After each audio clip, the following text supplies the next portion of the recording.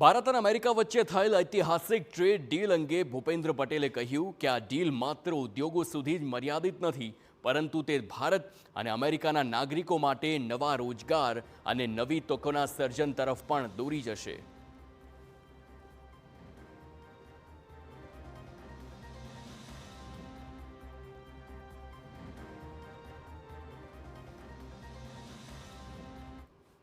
યશસ્વી વડાપ્રધાન શ્રી નરેન્દ્રભાઈ મોદીના નેતૃત્વમાં ભારત અને અમેરિકા વચ્ચેની ટ્રેડ ડીલ એ વિશ્વની નવા ભારતની શક્તિનો પરિચય છે.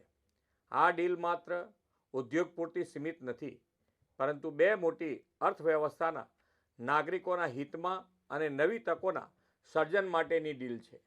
જ્યારે વિશ્વની બે સૌથી મોટી લોકશાહી સાથે મળીને આગળ વધે ત્યારે સાચા અર્થમાં વિશ્વ કલ્યાણની ભાવના ચરિતાર્થ થાય છે.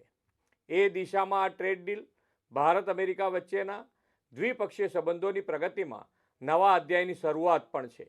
આ ડીલના પરિણામે make in India, make for world વડાપ્રધાનશ્રીએ આપેલા વિઝનને વધુ બળ મળશે. મેક ઇન ઇન્ડિયા ઉત્પાદનો પર યુએસ ટેરિફમાં 18%નો ઘટાડો એ ઉત્પાદન, એમએસએમઈ, નિકાસકારો અને રોજગાર સર્જન માટે નોંધપાત્ર પ્રોત્સાહન છે. ઉદ્યોગ સાહસિકો અને સ્ટાર્ટઅપ્સ માટે વિશ્વના વ્યાપક બજારો માટે નવા દ્વાર ખુલશે. ગુજરાત મેન્યુફેક્ચરિંગ હબ સાથે textile, pharma, chemical, petroleum, gems and jewellery જેવા ક્ષેત્રોમાં લીડર છે.